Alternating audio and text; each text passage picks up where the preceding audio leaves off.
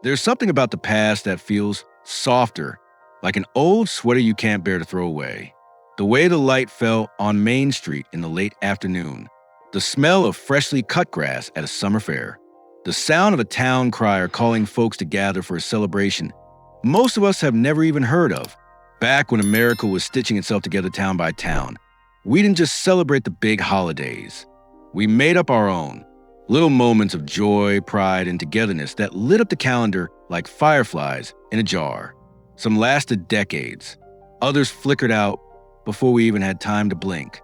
Today, we're looking at 10 forgotten American holidays that faded away. A trip down memory lane to remember the days we used to mark with parades, pie-eating contests, and hometown pride. So pull up a porch swing, pour yourself a glass of lemonade, and let's take a step back. National Button Day, October 23rd. Back in the 1930s, before zippers ruled the world, buttons were more than just fasteners. They were fashion, function, and even family heirlooms. Every grandma had a button jar, passed down from her mother, filled with pearl snaps, brass toggles, and delicate flower-shaped ones from Sunday dresses.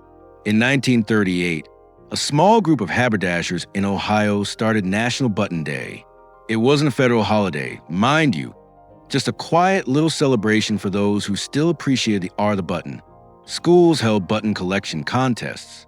Kids would bring in shoe boxes full of colorful discs, and the one with the most unique or oldest button would win a ribbon.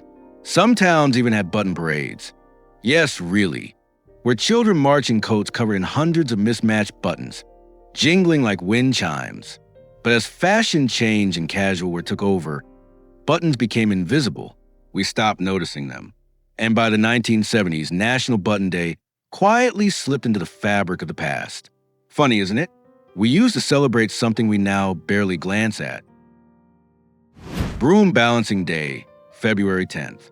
You've probably seen the viral videos.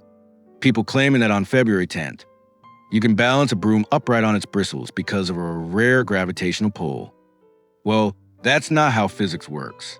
But long before TikTok, this little myth had a life of its own. Back in the 1950s, housewives in small Midwestern towns began turning February 10th into a kind of playful ritual. They'd gather in kitchens, brooms in hand, laughing as they tried to stand them up. It wasn't about science. It was about fun, superstition, and a moment of magic in the middle of winter. Some families even made it a game. Whoever balanced a broom the longest got to pick the dinner menu. Eventually, the idea faded. Not because it was silly, but because homes changed. Brooms got lighter, synthetic, less likely to stand on their own. And as women entered the workforce in greater numbers, the image of the housewife balancing a broom became a relic. But for a little while, February 10th was a day when magic felt possible, even if it was just gravity and a steady hand. National Hug Day, January 21st, before it got co-opted. Now, you might think National Hug Day is still around, and it is, but not like it used to be. Back in the 1970s, long before social media turned every emotion into a hashtag, National Hug Day was a grassroots movement started by a schoolteacher in Michigan. Her name was Mrs. Lillian Burkhart, and she believed that kids needed more affection, especially in winter. Every January 21st, her classroom would turn into a sea of hugs. Students hugged their friends, teachers, even the janitor.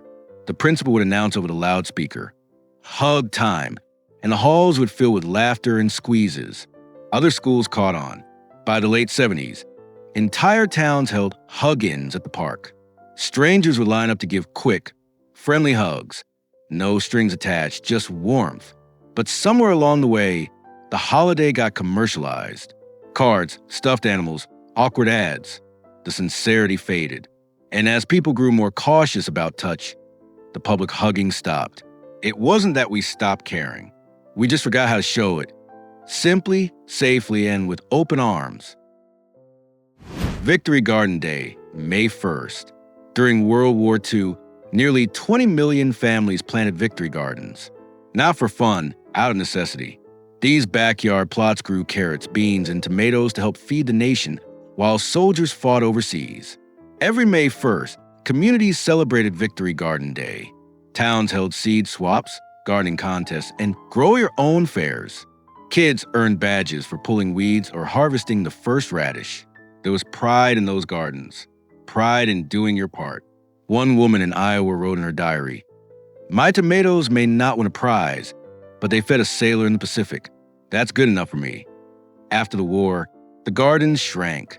Supermarkets made fresh food easy to buy. And by the 1960s, Victory Garden Day was mostly forgotten. But every spring, when someone digs into the soil and plants a seed, they're carrying on a quiet tradition, one rooted in hope, hard work, and home. National Barn Raising Day, first Saturday in August. Before power tools and contractors, communities built barns together. A barn raising wasn't just construction, it was a festival. In the 1800s and early 1900s, when a farmer needed a new barn, the whole town would come. Men hoisted beams, women cooked huge meals, kids ran through the hayloft. By sundown, a barn stood where there had been only dirt. By the mid-20th century, some towns turned the first Saturday in August into National Barn Raising Day, a chance to rebuild old barns, teach kids a craft, and remember how we used to help each other. But tractors got bigger, farms got fewer, and the need for wooden barns faded. Now, most barn raisings are reenactments at historical villages, but the spirit, that's still out there. Anytime neighbors show up with tools and casseroles when someone's in need. National Sock Hop Day, April 12th. Before discos, before raves, there were sock hops held in high school gyms in the 1950s and 60s. These dances got their name because kids had to remove their shoes to protect the polished floors. The gym would be dark, lit by colored lights and a single spotlight. A DJ, or sometimes just a record player, would spin Elvis, Chuck Berry, and the Platters. April 12th was an official holiday, but many schools celebrated it as National Sock Hop Day, a nod to the era of poodle skirts, saddle shoes, and innocent slow dances. There was something magical about it. The smell of floor wax, the squeak of socks on wood, the nervous hand holding by the punch bowl. As music evolved and schools stopped hosting casual dances, the tradition faded. Now, most teens have never even touched a sock hop, but if you close your eyes, you can still hear the crackle of a 45 spinning and the promise of a first kiss under the gym lights. National Milk Day, January 11th. In 1950, milk was king. Doctors recommended 3 glasses a day. School programs gave free milk to children. And on January 11th, the country celebrated National Milk Day. Dairies ran special deliveries. Kids got paper hats and tiny cartons with stickers. Some towns had milk chug contests, though most kids just sipped politely. There was a sense of wholesomeness to it. Milk wasn't just a drink. It was strength, growth, American health. But as soda became popular and plant-based milks emerged, cow's milk lost its crown. The celebration stopped. The holiday vanished. Still, if you ever see an old milk bottle on a doorstep in a black and white photo, you're looking at a symbol of a time when something simple, like a cold glass of milk, was worth celebrating. National Train Whistle Day, July 3rd. Before highways and airports, trains were the heartbeat of America, and their whistles, they were the sound of connection. July 3rd was unofficially known as National Train Whistle Day in many railroad towns. At exactly 7 p.m., every train in the region would blow its whistle long, loud, and proud. Families would gather on porches to listen. Kids would count the echoes rolling through the hills. It was a reminder that the world was still moving, still linked.